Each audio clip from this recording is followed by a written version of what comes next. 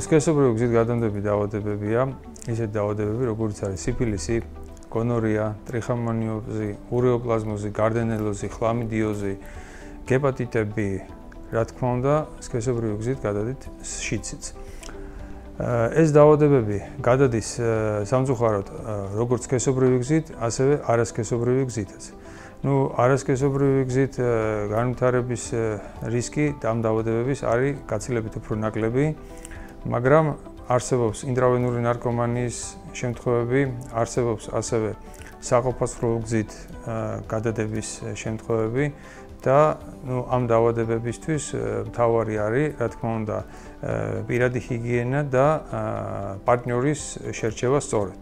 ამაში რა იგულისხმება, რომ პარტნიორი სანამდე შეირჩევა, ეს პარტნიორი იყოს შემოწმებული სხვადასხვა დაავადებებზე და ასევე აუცილებელია ხანგრძლივი ურთიერთობები. თუ მთელი ცხოვრება არა.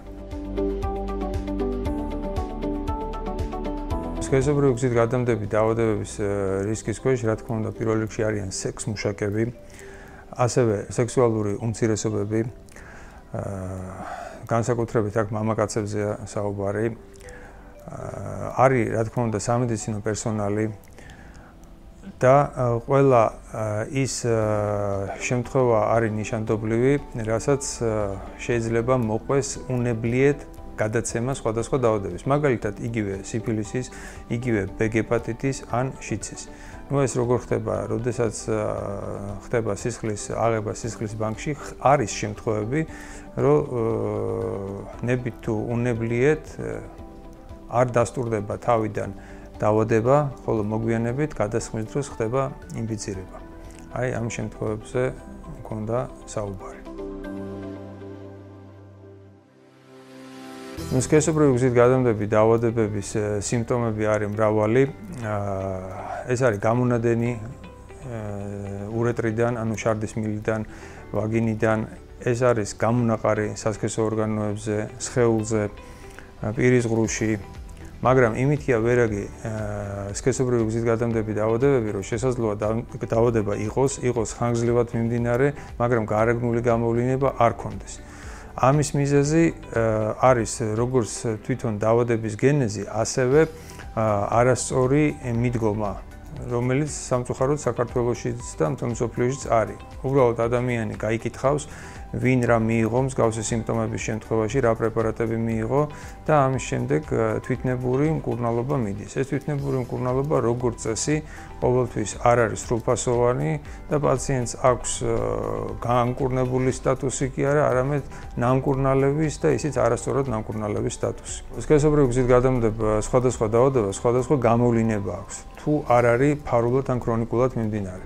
გარეგნულ გამოვლინებებში იგულისხმება შარდის მილიდან გამონადენი, წვა, დისკომფორტი, არასასიამოვნო სუნი, აგრეთვე ვაგინიდან ჩამონაშალი არასასიამოვნო სუნი, ტკივილები, მცირე მენჯის ღრუში, მუცლის ქვედა მესამედში.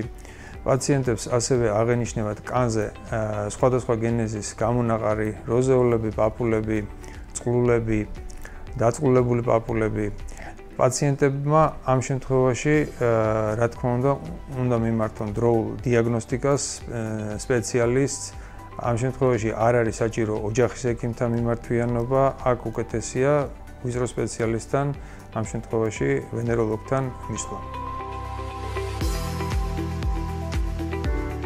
სქესობრივი გზით გადამდები დაავადებების გართულება არის ბევრი.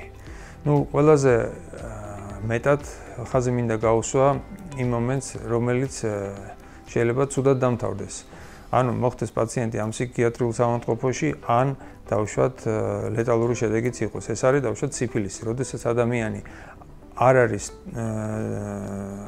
ნამკურნალები სიფილისზე, მას უნიტარდება ნეიროსიფილისი, შეიძლება განვითარდეს გუმა, ამის შემდეგ უკვე ხდება შესაბამისად მისი ჯანმრთელობის მდგომარეობის დამძიმება, ან ფსიქიატრიულ საავადმყოფოში, ან შეიძლება ლეტალური შემთხვევაც იყოს. რაც შეეხება ისეთ დაავადებებს, რომლებიც არის ურეტრალური გენეზის დაავადებები, მათ გონორია, ტრიხომონიოზი, გარდენელოზი, ურეოპლაზმოზი, მიკოპლაზმოზი ესენი იწვევენ გინეკოლოგიურ პრობლემებს, ესენი იწვევენ უროლოგიურ პრობლემებს, ისეთი როგორიც არის სიტყვაზე შეხორცებები, როგორიც არის პროსტატიტები და ასე შემდეგ, ცისტიტები. პაციენტებმა ამ შემთხვევაში ისევ და ისევ გავმეორდები, რომ რაც შეიძლება დროულად უნდა მიმართონ ექიმს, რათა არ ჩამოყალიბდეს ქრონიკული შემთხვევა. ქრონიკული შემთხვევის შედეგად ყალიბდება ესე იგი გამოჯანმრთელების მდგომარეობა, ასე ვთქვათ, როდესაც სიმპტომატიკა არ აქვს, ადამიანს ურჩევნია, რომ არ კონდეს დაავადება, ვიდრე კონდეს და აქედან გამომდინარე აღარ მიმართავს ექიმს და აი მე ხდება ზუსტად პრობლემების ჩამოყალიბება მოგვიანებით, ქრონიკულ პროცესების. ეს ერთი გართულება სქესობრივი გზით გადამდები დაავადებების არის უშვილობა აქ როგორც მამაკაცებში, ასევე ქალბატონებში. აქედან გამომდინარე, მაქსიმალურად დროული დიაგნოსტიკა და სწორი მკურნალობა. რა თქმა უნდა, მკურნალობის შემდეგ განკურნების კრიტერიუმის დადგენა არაერთი კონტროლი, რომ არაფერი 100%-იანი არაფერი არ არსებობს ამ ცხოვრებაში და ზუსტად დაბეჭდებით ვიცოდეთ, რომ ადამიანი არის განკურნებული, პაციენტი არის განკურნებული და მას უკვე საფრთხე აღარ ემუქრება.